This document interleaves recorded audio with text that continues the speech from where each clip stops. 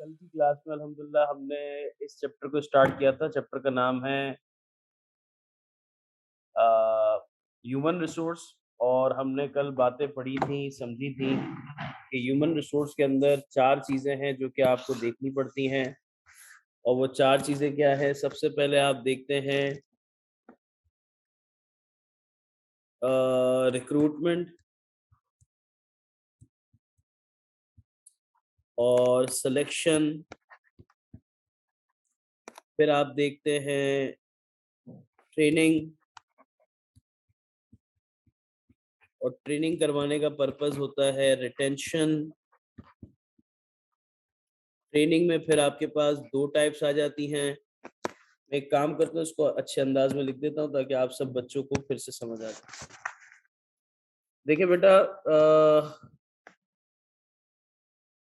हमारा आज का जो एरिया है, जो टारगेट है, वो हमारे पास है तकरीबन। मैं पहले थोड़ा सा लवाजमात बना लिया करूँ ताकि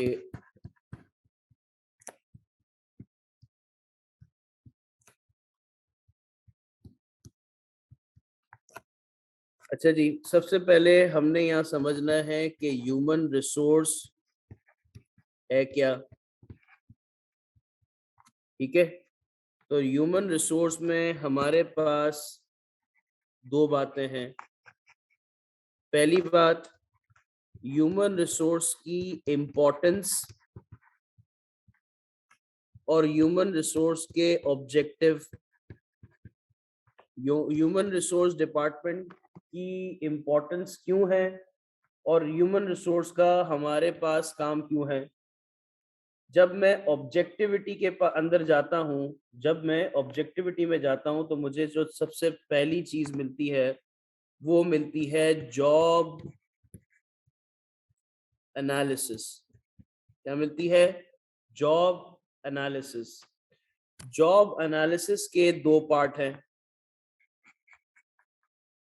जॉब एनालिसिस के 2 पार्ट हैं। पहला पार्ट पर्सन स्पेसिफिकेशन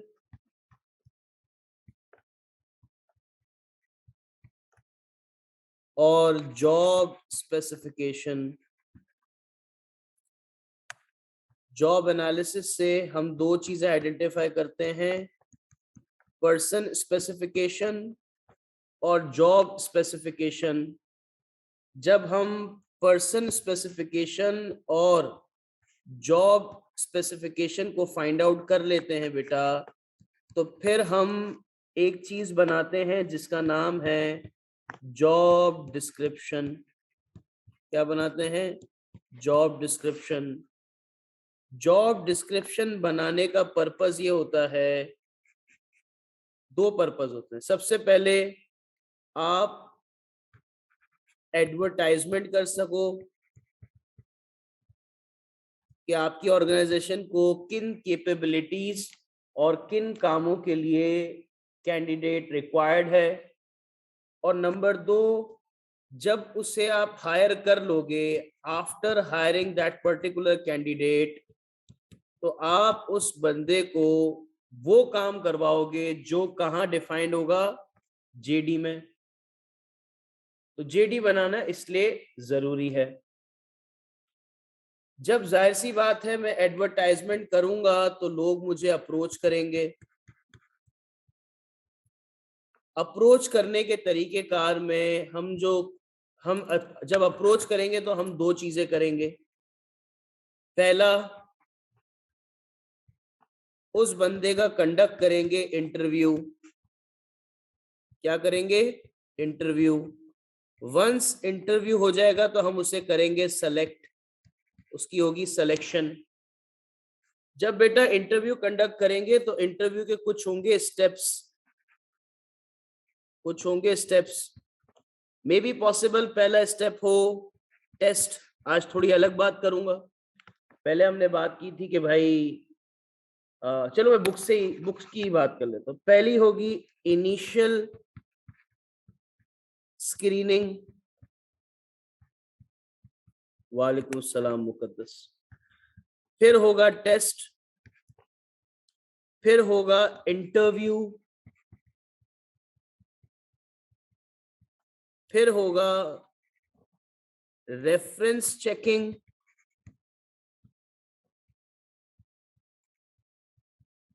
और फिर इसके बाद हो सकता है कि अपॉइंटमेंट लेटर मिल जाए। लेकिन बेटा ये जो मरहला है ये तभी होगा जब मैं किसी एक्सटर्नल कैंडिडेट की अप्रोच को एक एक्सटर्नल कैंडिडेट की अप्रोच को क्या करूं, कंसिडर करूं। लेकिन अगर मैं इंटरनल अप्रोच करने वाले की बात करूं तो हो सकता है कि ये सारे प्रोसेसेस को मैं पार्ट ना बनाऊं। उसका सबसे बड़ा रीजन ये है, 1 मिनट दीजिएगा।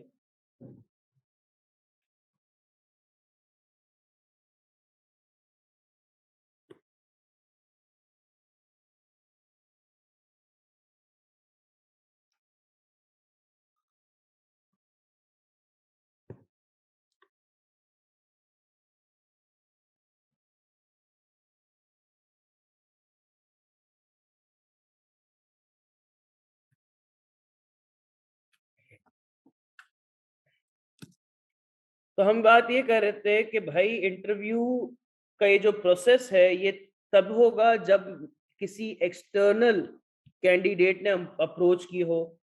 जब इंटरनल कैंडिडेट अप्रोच करेगा तो ये सारे स्टेप्स नहीं होंगे, क्योंकि इंटरनल बंदा है, उसका क्या कोई लगे वगे कि टेस्ट इन्हीं वो सारी चीजें करके आ चुका होगा। ठीक है ना बेटा।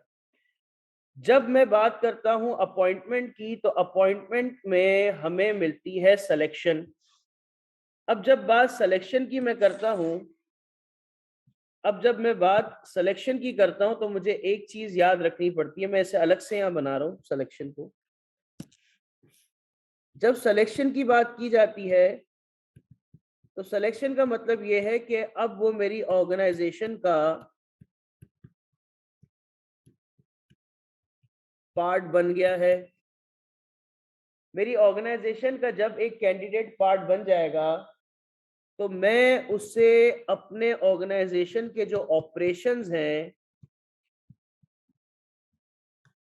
उसे जेलअप करवाने के लिए कुछ ऐसी एक्टिविटीज को कंडक्ट करूंगा जिसे मैं नाम देता हूं ट्रेनिंग का। अब ट्रेनिंग दो तरह की होती है। ट्रेनिंग दो तरह की होती है, एक ऑन द जॉब, एक of the job. On the job का मतलब काम करते करते जो सीखेंगे, और ऑफ द जॉब मतलब पहले आप ट्रेन हो जाओ फिर मैं आपसे काम करवाऊंगा। लेकिन यहां यह है कि पहले आप काम करो, ट्रेन खुद ब खुद हो जाओगे। बात समझ आती है।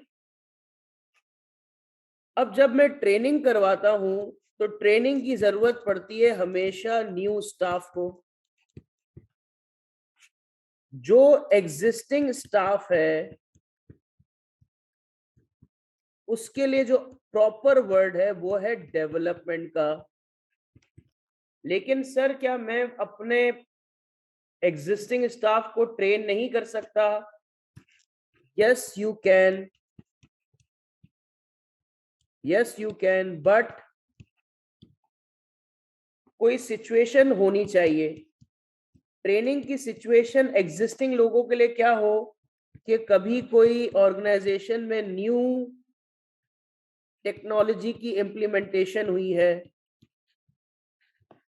हो सकता है ऑर्गेनाइजेशन में न्यू एसओपीज बनाए गए हैं, ऑर्गेनाइजेशन में न्यू कोड ऑफ कंडक्ट आ गया है, ऑर्गेनाइजेशन में अब मैनेजमेंट चेंज हो गई है, ऑर्गेनाइजेशन में ऑपरेशनल मेथड चेंज हो गया है। जब ये सारी चीजें होंगी तो मैं अपने एग्जिस्टिंग एम्प्लॉय को क्या करूंगा, ट्रेन। वरना मैं उनके लिए क्या चीज करूंगा, डेवलपमेंट। डेवलपमेंट बेसिकली करी जाती है on the basis of experience. जब आप न्यू लोगों को ट्रेन करते हैं और पुराने लोगों को डेवलप करते हैं तो इस वजह से आपके ये एम्प्लॉय आपकी कंपनी का एसेट बनते हैं। और एसेट कैसे बनते हैं, रिटेंशन के साथ। तो आपको रिटेंशन पॉलिसीज भी बनानी पड़ती है। रिटेंशन पॉलिसी में सबसे पहली है परफॉर्मेंस अप्रेजल। परफॉर्मेंस अप्रेजल का मतलब यह है कि जो बंदा जिस डेजिग्नेशन का है उसे उसके अकॉर्डिंग अप्रेज किया जाए और उसकी परफॉर्मेंस को एनालाइज किया जाए। अब अप्रेजल में हो सकता है सैलरी बढ़े, अप्रेजल में हो सकता है बोनस मिले, अप्रेजल में हो सकता है कि आपकी डेजिग्नेशन बढ़ जाए, अप्रेजल में इट कुड बी एनीथिंग। लेकिन जो सबसे इंपॉर्टेंट बात यह है कि रिटेंशन पॉलिसी के अंदर अप्रेजल का जो रोल है वो बहुत ज्यादा इफेक्टिव है। ठीक है, बहुत ज्यादा इफेक्टिव। तो मैंने अभी इस क्लास के अंदर आपका चैप्टर शुरू करके जो एक ग्राफ फॉर्म में मैं आपको बता सकता था, सॉरी ग्राफ फॉर्म नहीं, चार्ट फॉर्म, ट्री चार्ट इसे कहते हैं, ट्री चार्ट। इस फॉर्म में मैंने कोशिश की कि मैं आपको इस चैप्टर की तमाम एरियाज को ओवर व्यू दे सकूं। अब बुक पे आ जाते हैं बेटा। तो बेटा बुक का जो पहला पेज है, it's all about the importance of HR and objectivity of HR. And in this particular heading the author, the ICAP is trying to explain us why an organization do need to have the HR department. What type of operation, what type of job that particular department do. So in here we have a lots of examples in which first we have job analysis and design, कि मुझे किस तरह के लोग चाहिए और उनको किस तरह से काम करवाना है, किस तरह की स्किल और स्ट्रेंथ के लोग मुझे रिक्वायर्ड हैं, क्या मुझे किसी काम के लिए न्यू स्टाफ की रिक्वायरमेंट है, क्या मैं अपने ओल्ड स्टाफ को ट्रेन करके काम चला सकता हूं, मुझे ट्रेनिंग और डेवलपमेंट की जरूरत है भी कि नहीं, और अगर है तो मैं साल में वो कौन से महीने रखूं जिसमें मैं अपने ऑर्गेनाइजेशन के लोगों को बेहतर ट्रेन कर सकता हूं।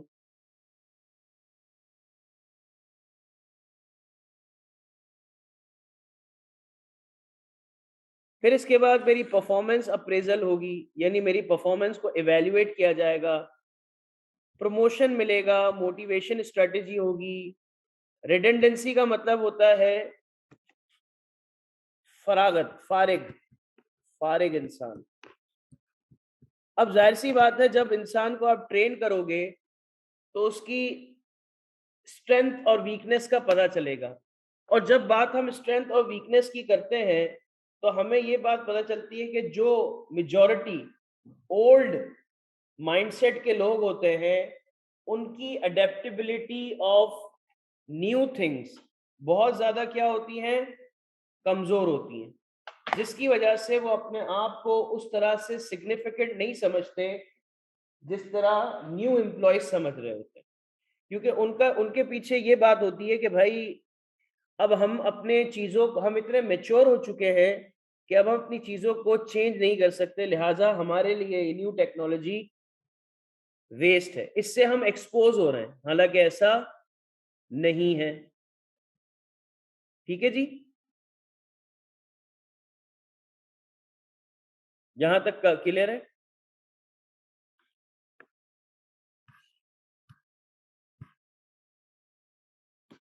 फिर यहाँ एक पैराग्राफ है जिसमें आपको बताया गया है कि HR डिपार्टमेंट को करना क्या क्या चाहिए। सबसे पहला काम, पॉपुलेशन को देखते हुए वर्कफोर्स डिजाइन की जाए, जिसमें आपकी एग्जांपल आपकी ऑडिट फर्म है। फिर गवर्नमेंट की भी कुछ पॉलिसीज हैं, जिसमें हमारे सामने सऊदीया है। सऊदीया कहता है भाई, सऊदीनाइजेशन के अकॉर्डिंग आप सऊदी को 80% अपनी ऑर्गेनाइजेशन का एम्प्लॉय बनाओगे, और अगर आपको किसी को अपना एम्प्लॉय बनाना है अदर देन सऊदीज, तो उसमें भी आपने एवरेज रखनी है कि कुछ मैनेजरियल पोजीशन ऐसी होंगी जिसमें आप किसको पार्ट बनाओगे, सऊदीज को। ठीक है। फिर इसके बाद अगर हम देखें एजुकेशनल सिस्टम क्या है हमारा, बाज दफा हमारी एजुकेशन सिस्टम के अंदर ही इस तरह से जॉब और काम, जैसे आईकेप इसकी one of the best example है कि आप अपने बाकी पेपर के लिए एलिजिबल कब होते हो, जब आप पढ़ाई कर रहे होते हो, जब आप एक्सपीरियंस ले लो। ठीक है। अब यहाँ पर आपके पास जॉब एनालिसिस का आया, तो मैं ये पैराग्राफ रीड इसलिए कर रहा हूँ क्योंकि बहुत से बच्चे अब ये पूछेंगे सर जॉब एनालिसिस के अंदर पर्सन स्पेसिफिकेशन और जॉब स्पेसिफिकेशन हमने देखी है, लेकिन हमारे पास बुक में ऐसा सवाल है कि जहां पर हमसे पूछा गया है कि जॉब एनालिसिस का जो पर्पस है, क्या वो पर्सन स्पेसिफिकेशन और जॉब स्पेसिफिकेशन है। तो बच्चा ये अंडरस्टैंडिंग लेके बैठा होता है कि हाँ यही पर्पस है, और जब वो उसको टिक करता है तो जवाब हो जाता है गलत, क्योंकि वो पैराग्राफ पूरा नहीं पढ़ता। तो यहाँ पर मैं पैराग्राफ पूरा पढ़ के बता रहा हूँ। Job analysis perform as a part of human resource management which include define the scope of job, यानी जेडी बनाने का काम भी किसका है, जॉब एनालिसिस का है, जिसमें हमने कहा राइटिंग जॉब डिस्क्रिप्शन आ गया, होल्डिंग परफॉर्मेंस अप्रेजल आ गया, सेलेक्टिंग एंड प्रमोटिंग स्टाफ आ गया, performing a training need assessment. यानी कि ये तमाम की तमाम चीजें, मैं इसको एक काम करता हूँ एक बॉक्स में रख देता हूँ ताकि आपकी अंडरस्टैंडिंग आ जाए कि इस बॉक्स में जितनी भी चीजें, it's all about job analysis, in which it's include scope of job description, performance appraisal, selecting, promoting, training on the basis of needs, और फिर क्या करना, ऑर्गेनाइजेशन के अकॉर्डिंग इसको प्लान आउट करना। ठीक है। फिर पर्पस क्या है, produce a detail specification, produce a specification of the quality need individual who will do the person specification, job description of। अब यहां पर सिर्फ ये नहीं है कि ये इस काम के लिए हो रहा है, एक जर्नल है ये। आगे बढ़ते हैं। जॉब डिस्क्रिप्शन को अगर वन लाइनर किसी ने समझना है तो क्या है, job description is a formal description of job, it's purpose and scope and the formal duties and responsibility of the job holder. कल के सेशन में अल्हम्दुलिल्लाह हमने डिस्कस किया था कि बेसिकली जेडी जो होती है उसके अकॉर्डिंग हम क्या करते हैं, काम करते हैं, और अदर देन जेडी हमसे अगर कोई काम कराया जाएगा तो हम ऑब्जेक्शन ले सकते हैं कि भाई ये हम घर के काम करने के लिए थोड़ी आए अपने, आप इस तरह से हमारे साथ ना करें। ठीक है।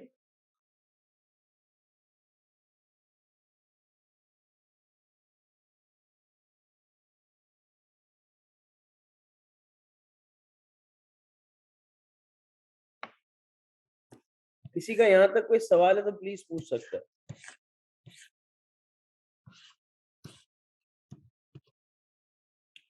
किसी का कोई सवाल हो तो प्लीज पूछ सकते हैं।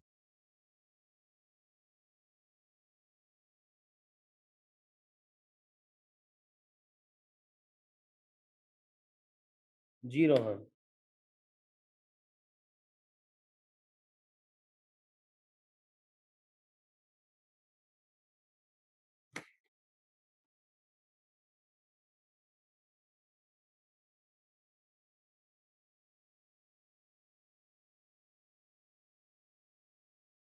जॉब स्पेसिफिकेशन का ओवरव्यू दे देते हैं बेटा।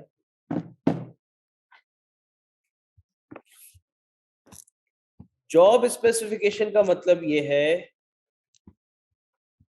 कि मैं आपको हायर जो कर रहा हूं आपसे काम क्या लूंगा। अगर मैं इसे इस तरह से लिखूं आसान अल्फाज में, पर्सन स्पेसिफिकेशन, जॉब स्पेसिफिकेशन, तो यहां अब हम लिखते हैं काम करवाओगे क्या और काम करेगा कौन। जॉब स्पेसिफिकेशन का मतलब काम करवाओगे क्या, और पर्सन स्पेसिफिकेशन का मतलब है काम करेगा कौन। ठीक है भाई।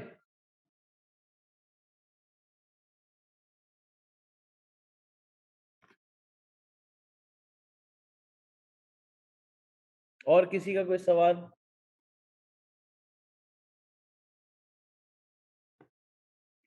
अब अगर हम देखें रिक्रूटमेंट के अंदर, तो रिक्रूटमेंट में हमारे पास यहाँ पर कुछ चीजें हैं जो कि आपको देखनी है। अल्हम्दुलिल्लाह हम ये डिस्कस कर चुके हैं, लेकिन हम एक दफा देख लेते हैं क्या कह रहा है।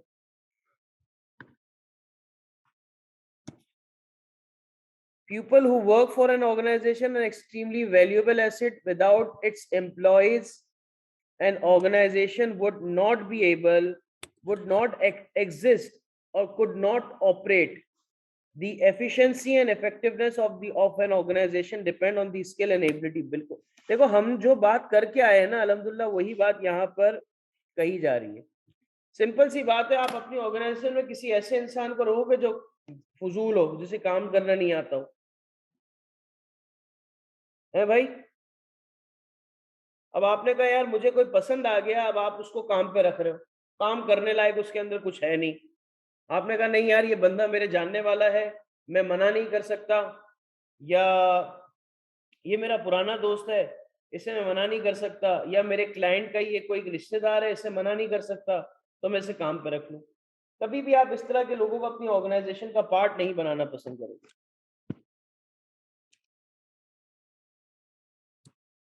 हाँ, फेवरेटिज्म आ जाएगा, वरना अगर आपने इस तरह किया तो इसको हम फेवरेटिज्म में कहलाएंगे। एज अ ट्रेनी रख सकते हो, क्योंकि ट्रेनी के अंदर हम ये नहीं कहते। एंड अनएथिकल भी होगा बेटा, अनएथिकल भी होगा बिल्कुल। ठीक है।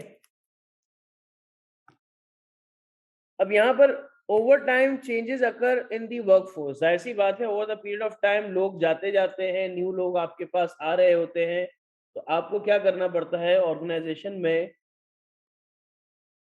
न्यू लोगों को इनकॉर्पोरेट करना पड़ता है।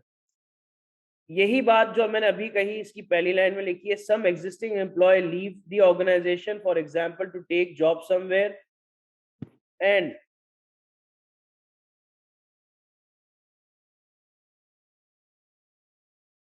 इंटर्नशिप में। देखो इंटर्नशिप में अगर लेट सपोज आप अगर किसी को रेफर कर रहे हो, आपका जो जवाब सवाल है वो मैं एक दफा उसका जवाब दे देता हूँ, फिर इससे मिलता जुलता एक सवाल आ सकता है वो मैं जवाब दूंगा। इंटर्नशिप वगैरह होती है तो वो लोग एज अ ट्रेनिंग ही ट्रीट कर होते हैं, बिल्कुल ऐसा ही है, एज अ ट्रेनिंग ही ट्रीट होते हैं।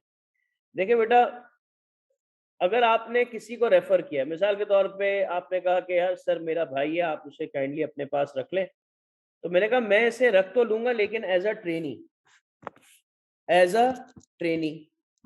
वंस मैं उसकी परफॉर्मेंस को एनालाइज करूंगा, इफ ही और she is capable enough to work with me और work for me for a longer period of time, I will hire, otherwise I will say goodbye. तो यहां पर हमें देखना पड़ता है। तो पहला पॉइंट हमने पढ़ लिया कि भाई अगर कोई बंदा पुराना छोड़ के जाएगा तभी तो नया आएगा। फिर सेकंड पॉइंट है, employ who have acquired enough skill and experience might be move. ऊपर वाले पॉइंट को दूसरे अंदाज में बोला कि भाई अगर एक बंदा ज्यादा काम सीख जाए, एक्सपीरियंस हो जाए, तो वो कट लेगा। फिर हमें ये बोला गया कि ऑर्गेनाइजेशन जब चेंज होती है, न्यू स्किल के लोग चाहिए होते हैं, न्यू स्किल के लोग चाहिए होते हैं। जैसे अभी हमने यहाँ पर बात कही कि न्यू स्किल के लोग चाहिए होते हैं, तो हम यहाँ पर यही सिचुएशन, सारी की सारी सिचुएशन में हम देखते हैं कि न्यू टेक्नोलॉजी अब जब आ जाती है तो पुराने लोगों को थोड़ा फरागत सी महसूस होने लगती है। तो ट्रेनिंग का ऑब्जेक्टिव यही होता है कि लोगों को इस अपने आप एहसास आ जाए कि यहाँ से कट लो। जैसे मिसाल के तौर पे एक बच्चे को क्लास से निकालना हो, तो अगर उससे डायरेक्ट कहूंगा कि बेटा क्लास से निकल जाओ, तो हो सकता है वो ऑफेंड हो जाए, हो सकता है कि वो ये कहे कि सर फेवरेटिज्म कर रहे हैं। लेकिन अगर मैं उससे कुछ सवाल कर लूं कि बेटा जरा ये बताओ कि पहली क्लास में क्या हुआ था, दूसरी क्लास में क्या हुआ था, इसका जवाब दे दो, उसका जवाब दे दो, तो उसके जवाब ना देने की बेसिस पे लगेगा ये फारिग तरीन बंदा है।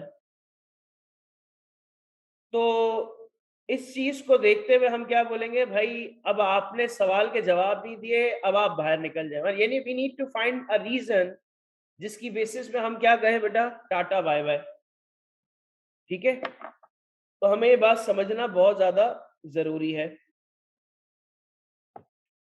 या कुछ लोग अपने एटीट्यूड से ये बता दें कि भाई आपका जो काम है वो इंटरेस्टेड नहीं है। देखें, एटीट्यूड ना मेरे बच्चों बहुत इंपॉर्टेंट एलिमेंट होता है। एज अ स्टूडेंट हम शायद इस चीज को इतना ज्यादा सेंसिटिवली ना समझें, लेकिन बेटा आपका एटीट्यूड सामने वाले की प्रोडक्टिविटी को इंक्रीज कर सकता है। क्या मतलब है, जब इंशाल्लाह फर्म में जाएंगे ना बेटा, तो आपको दो तरह के लोग मिलेंगे।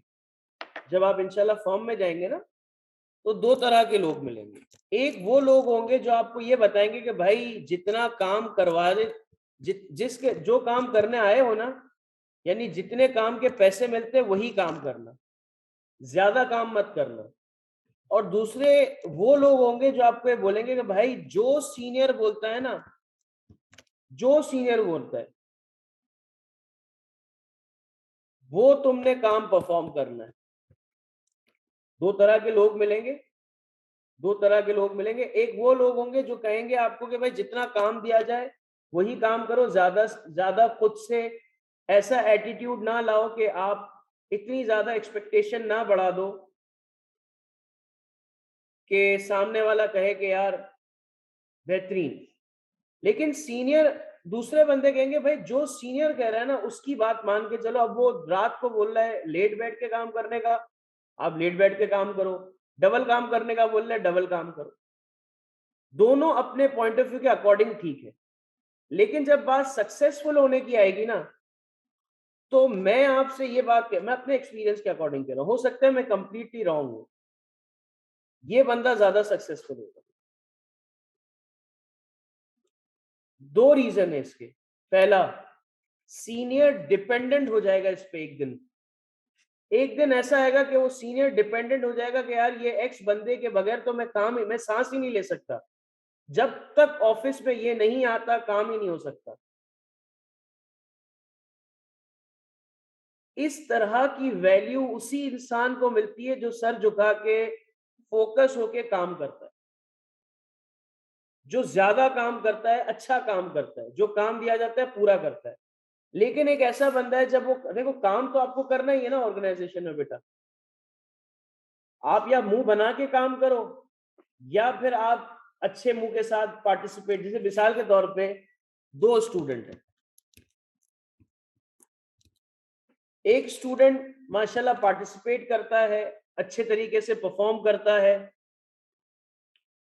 और दूसरा स्टूडेंट क्लास में मौजूद है लेकिन वो उल्टे सीधे मुंह बना के इस तरह से अपने जेस्चर को रखता है कि वो हो सकता है कि मेरी जात से मुराद ये है कि वो पढ़ाने वाले पे एहसान कर रहे हैं कि भाई मैं तेरी क्लास में इसीलिए बैठा हूं कि मुझे जरूरत है। तो हकीकत बात है मैं भी तुझे इसलिए देख रहा हूं अपनी क्लास में कि तुझे पढ़ाना है, वरना आप इतने ना खूबसूरत हो ना हसीन हो, आप कुछ भी नहीं हो कि मैं आपको देखने के लिए यहाँ बैठा हूँ। मतलब मैं आपको एक जनरल एग्जांपल दे रहा हूँ। अगर आप समझते हो कि आपका सीनियर आपको डांट रहा है, आप फर्म में गए, आपका सीनियर आपको बोलता है तो बेटा आप काम सीखने आए। जब काम सीखने का जब आप टर्म यूज करते हो तो काम सीखने में फिर छोटा बड़ा नहीं होता, काम काम काम होता है। फिर आप ये नहीं कि यार मुझे, देखो रिस्पेक्ट से बात करना एक अलग अंदाज है, उस पर हम बहस नहीं कर रहे कि सीनियर को रिस्पेक्ट से बात करो, सही है बेटा, बिल्कुल सही है। लेकिन हम जो कौम है ना, हम इज्जत के लायक ही नहीं। हमसे जो इज्जत से बात करता है ना, हम फ्री हो जाते हैं, हम काम ही नहीं करते उसका। जो हमें रखता है ना जूते की नोक पे, हम उसका काम करने वाले बन जाते हैं। कुछ बातें में हो सकता है आपको तल्ख लगे, लेकिन बेटा हमारा हमारा ये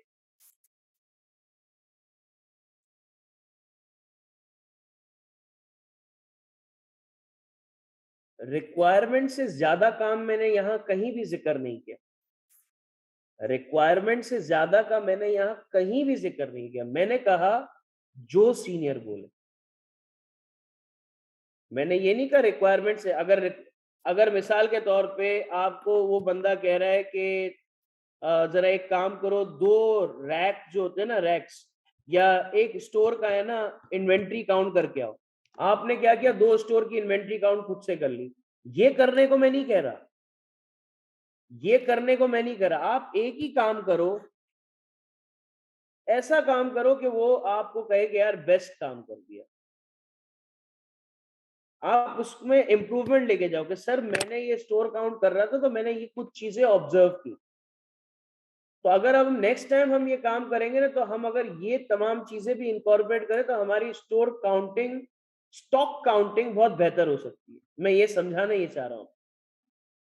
बिला वजह अगर कोई देखो, मैं बिला वजह की डांट को तो कंसिडर, मैं कह रहा हूँ वजह पे डांटना। कोई वजह है और डांट रहे हो। बिला वजह कौन, मतलब बिला वजह कौन किसको डांटेगा यार? मतलब मैं तो नहीं डांटूंगा बिला वजह। मतलब मैं क्यों, किसी ने कोई काटा है आपको, क्या आपको बिला वजह कोई डांटेगा? इतना किसी के पास टाइम ही नहीं है। तो मैं समझा रहा था, एक बच्चा है जो पार्टिसिपेट करता है और एक बच्चा है जो पार्टिसिपेट नहीं करता। अब मिसाल के तौर पे इस बच्चे का नाम है ए और इस बच्चे का नाम है बी। अब आप ये कहते हैं कि भाई ये बच्चा पार्टिसिपेट करता है, तो जाहिर सी बात है जो जितना टॉकेटिव होगा, जो जितना पार्टिसिपेट करेगा, उससे इंटरेक्शन ज्यादा होगा, और जो जितना खामोश रहेगा उससे इंटरेक्शन उतना कम होगा। तो ऑब्वियस सी बात है, जो इंटरेक्शन में रहेगा वो कभी भी क्लास में सोएगा नहीं, और जो कम बात करेगा, जो इंटरेक्ट नहीं करेगा, जो पार्टिसिपेट नहीं करेगा, वो जाहिर सी बात है चुप बैठे बैठे तो इंसान को नींद भी आ जाएगी। फिर वो क्लास में बोलेगा मैं बोर हो रहा हूँ, फिर वो इधर से मुंह बनाएगा, फिर बोलेगा भाई क्लास के बीच में बोलेगा ब्रेक दे दो। अब इस तरह के एटीट्यूड से होता क्या है पता है? इस तरह के एटीट्यूड से आपने तो बड़ा अच्छा कूल बनने की कोशिश की, अरे यार मैं इंटरेस्टेड नहीं हूं, और मैंने सर को देख कैसे अचानक से मैंने ना पूरी क्लास में डेयरिंग दिखाई, सर को बोला ब्रेक दे दो, या कोई अपने सीनियर को सामने जवाब दे दिया, मैंने बोला भाई ये काम तो मैं नहीं कर रहा, या मैं ऐसा। बेटा ये कोई आपने अच्छा काम नहीं किया है, ये कोई आपने बहुत 30 मार्क वाला काम नहीं किया है, आपने ढीठ वाला काम किया है, आपने अच्छा काम नहीं किया। असल ट्रेनिंग आपकी पता है क्या है? जो असल ट्रेनिंग है, मैं अगर यहाँ कहूँ ना, एक बंदे की जॉब में असल ट्रेनिंग पता है क्या है? Attitude building. Attitude building in terms of learning, accepting, listening, ये आपकी एटीट्यूड बिल्डिंग होती है। And mitigate egoism. किस बात का ईगो है यार? किस बात का ईगो है? आप किसी इधर मुझे एक बात बताओ बेटा, आप घर से जब निकलते हैं, आप घर से जब निकलते हैं पढ़ाई करने के लिए, तो आपने एक ऐलान किया होता है कि देखें मैं जाहिल हूं। मैं कौन हूं? जाहिल हूं। लेकिन मैं अपनी सारी जिंदगी इस जहालत के साथ नहीं गुजारना चाहता, मैं जा रहा हूं एक इदारे में पढ़ाई करने। और मैं इस जहालत को क्या करूंगा, खुद से दूर करूंगा। एक जाहिल में और एक आप में फर्क यह है कि जाहिल अपनी जहालत के साथ जिंदगी गुजारने को पसंद करता है, लेकिन आप में फर्क ये है कि आप भी जाहिल हो लेकिन अपनी जहालत को खत्म करने के लिए इतनी मेहनत कर रहे हो, तो आप उससे बहुत बेहतर हो। बात समझ आ रही है? जब आप आए पढ़ने हो, अपनी जहालत को, अपने अनएजुकेटेडनेस होने को खत्म करने आए हो, अब यहां आने के बाद किस बात का, मतलब जिसे कहना चाहिए, किस बात की शर्म है भाई कि कोई मुझे देख के हंसेगा, कोई मेरा मजाक उड़ाएगा, या मैं लेक्चर सही नहीं सुन रहा। मैं एक जनरल पर्सपेक्टिव की बात कर, क्योंकि ट्रेनिंग का पार्ट है ये बेटा, डेवलपमेंट का पार्ट है। इसी तरीके से जब आप फर्म जाओगे तो फर्म में भी आपको क्या मिलेगा, फर्म में भी यही एटीट्यूड मिलेगा कि भाई आपको जो प्रैक्टिकल नॉलेज चाहिए वो नहीं मिली भी आपके पास, तो आप यहाँ सीखने आए हो।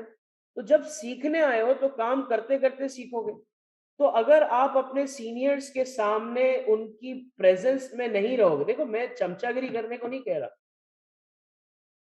मैं चमचागिरी करने को नहीं कह रहा, मैं ये कह रहा हूं आप अपना काम ईमानदारी से करो, अच्छे तरीके से करो, और बता के करो कि देखो मैंने ये काम जो दिया था ये कर लिया है, ताकि they can memorize your name, they can memorize your work that you have done in front of them or for them, so they can repetitively give you the new task through which you can learn more things and become a responsible person in front of them.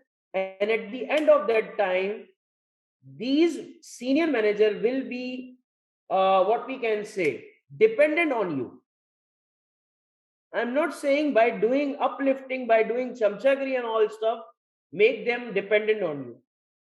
By doing hard work, by putting your efforts, make them dependent on you, that they know that the only person who can achieve this task is you. Getting my point, beta?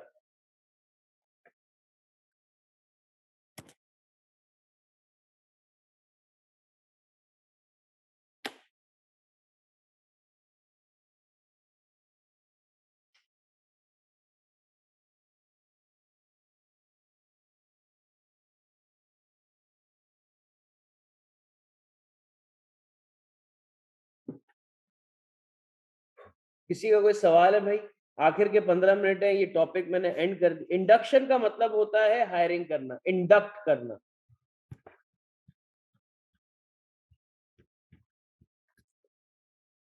Hiring करना।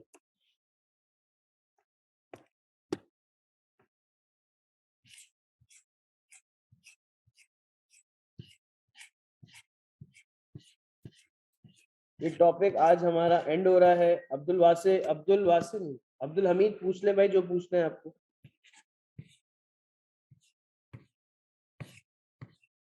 ये topic हमारा आज and हो गया है, लिहाजा आप में से जिस बच्चे के जो सवाल हैं एंड के 15 मिनट में आपको दे रहा हूँ, दिल लगा के पूछ ले भाई।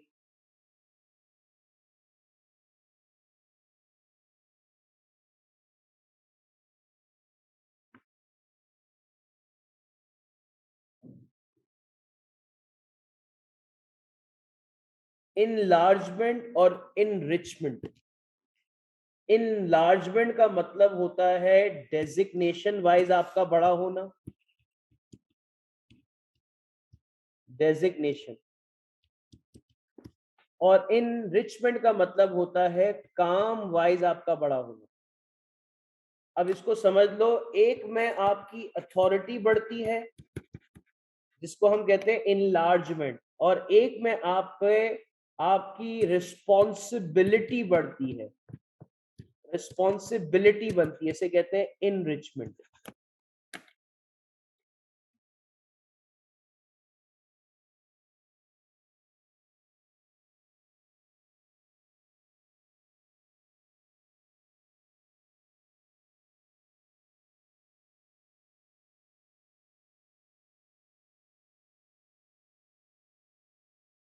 इंटरनल रिक्रूटमेंट जो अपनी ऑर्गेनाइजेशन से हायर किया जाए, एक्सटर्नल रिक्रूटमेंट जो अपने ऑर्गेनाइजेशन से बाहर हायर किया जाए।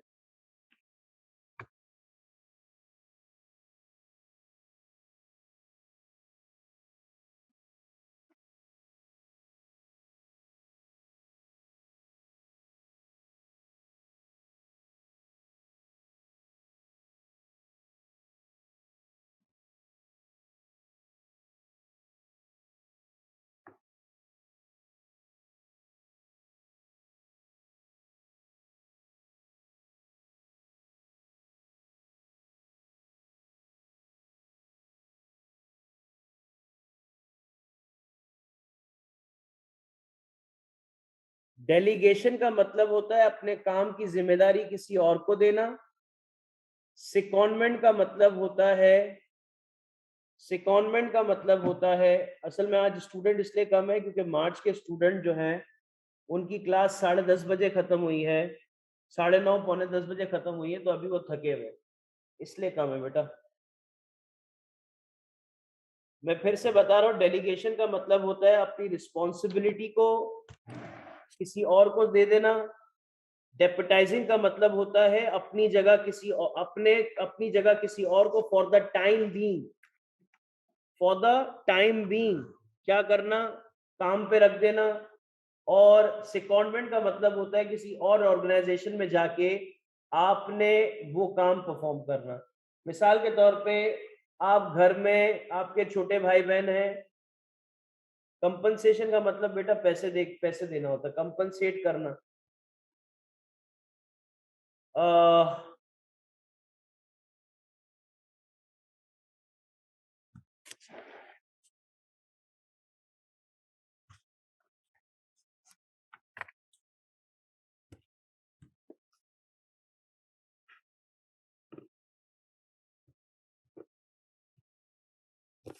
डेलीगेशन का मतलब यह है कि आज से आप सवाल किसने पूछा था, मैं तो नाम भी भूल गया उसका। भाई आप अपनी पर्सनल लाइफ और काम की लाइफ को अलग अलग रखोगे, ये बात है मेरा बेटा। सैयद अनुशे आपने बोला है, मैं आपको समझा देता हूँ, आप इससे रिलेट कर पाएंगे। आपकी अम्मी कहती है अब से रोटी आप बनाओगी, इट्स कॉल्ड डेलीगेशन। आपकी अम्मी कहती है कि बेटा मैं कहीं जा रही हूँ काम से बाहर, अब घर की जिम्मेदारी आपने संभालनी है, इट्स कॉल्ड डेपुटाइजिंग। और सेकॉन्डमेंट का मतलब ये है कि आप गए किसी रिश्तेदार के घर में और वहां पर कोई इवेंट चल रहा था और उसकी जिम्मेदारी आपने संभाल ली, तो वहां पर जो काम आपने सीखा, वहां जो चीजों को एक्सपीरियंस किया, न्यू एनवायरनमेंट में काम किया, तो उसकी लर्निंग का फायदा क्या होगा, आपको ही होगा। It's called सेकॉन्डमेंट।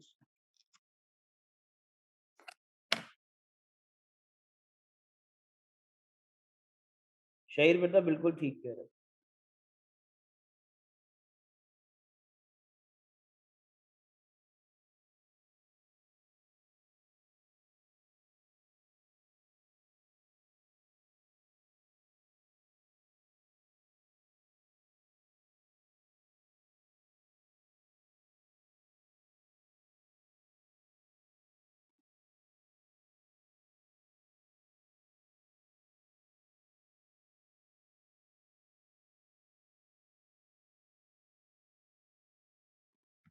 इंडक्शन का मतलब अभी समझाया कि भाई,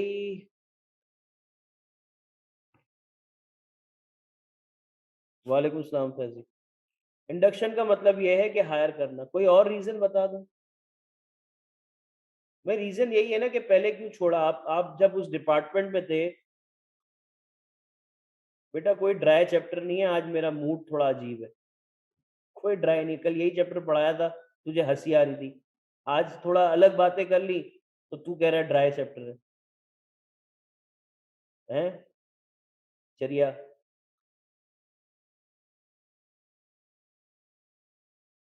हाँ पता है, चले बिला वजह पिन तोड़ रहा है। ठीक है,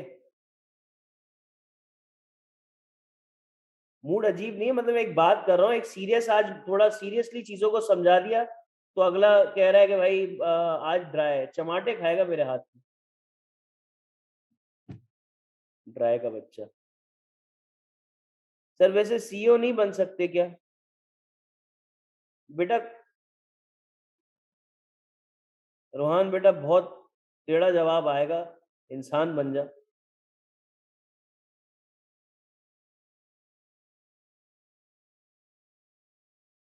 हाँ आज फेवरेट स्टूडेंट भी खामोश है।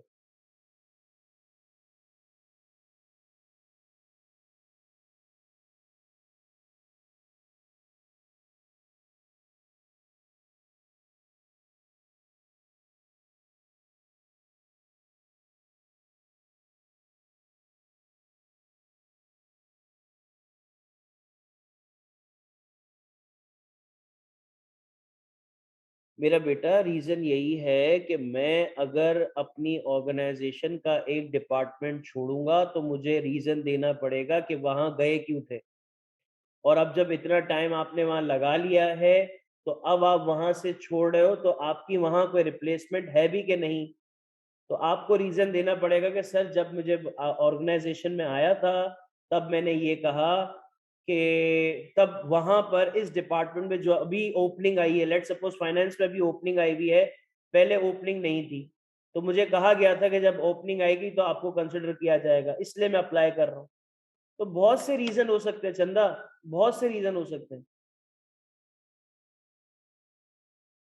ट्रेनिंग न्यू न्यू लोगों को दी जाती है, और या कभी कंपनी में न्यू चीजें इनकॉर्पोरेट की जाती है, उसके लिए ट्रेनिंग का, ट्रेनिंग किसे कहते हैं? स्किल सिखाने को, स्किल लर्न करवाने को कहते हैं ट्रेनिंग, और उस स्किल को इम्प्रूव करने के लिए हम करते हैं डेवलपमेंट। ठीक है।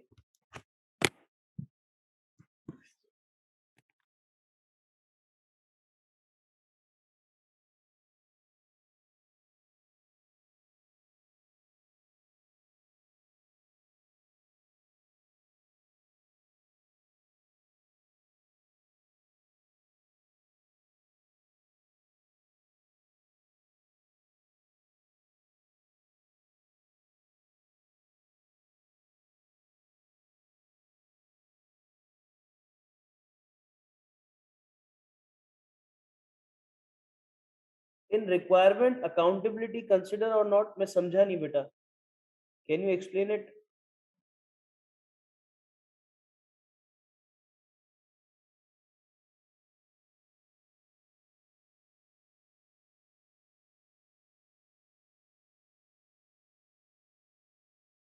जी बेटा, एनजीओ वाले सवाल मेरे पास आ गए।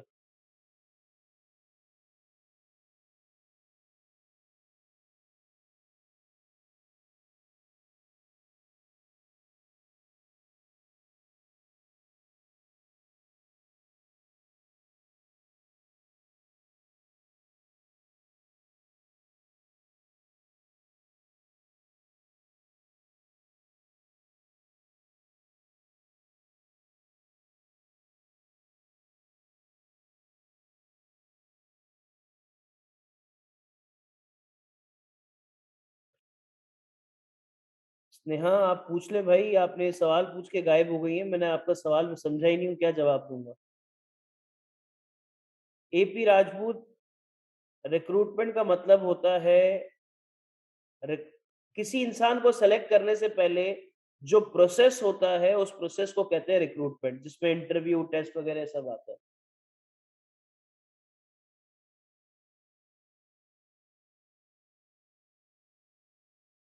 प्रूडेंट का मतलब, प्रूडेंट कॉन्सेप्ट भी है ना, प्रूडेंस कॉन्सेप्ट हमारा क्या है कि आने वाले वक्त में जो हमारे लिए, जैसे हम कहते हैं ना,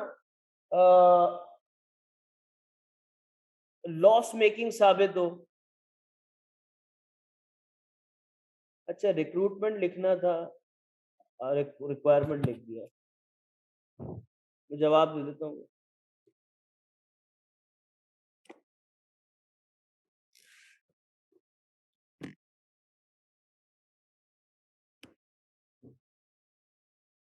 इन रिक्रूटमेंट अकाउंटेबिलिटी कंसिडर, बिल्कुल बेटा अकाउंटेबिलिटी तो कंसिडर होगी ना।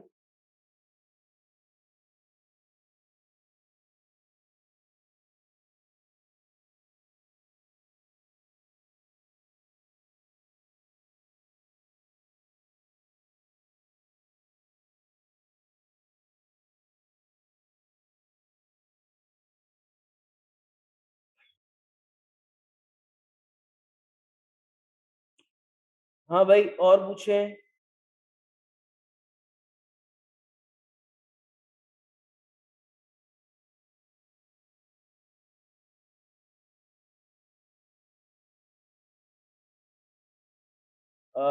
बिल्कुल, आप एक काम करो ना, आप कल नहीं पूछो, आप अपने सवाल लिख के भेज दो बेटा।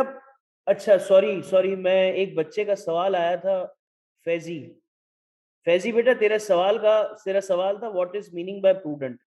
प्रूडेंट का मतलब होता है बेटा मोहतात, एहतियात बरतना। जब किसी इंसान को हायर करते हैं, जब कोई काम करते हैं तो हमें एहतियात करना पड़ता है।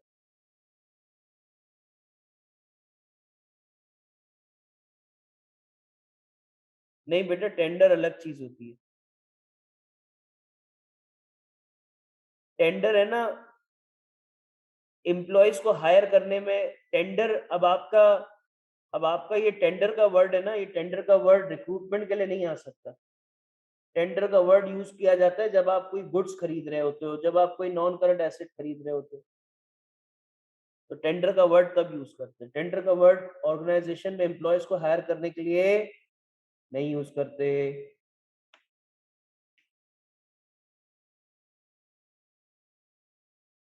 एहतियात इन व्हाट सेंस? शाबाश बेटा, देखो एहतियात बहुत सी चीजों में हो सकती है।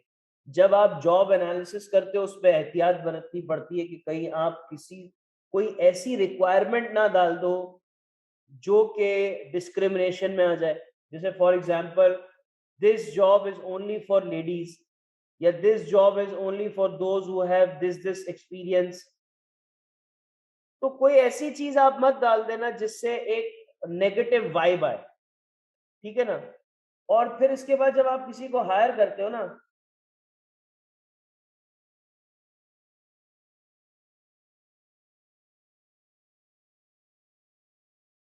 तो आपको ये एहतियात बरतनी पड़ती है कि आपने उसकी रिस्पॉन्सिबिलिटी ली है।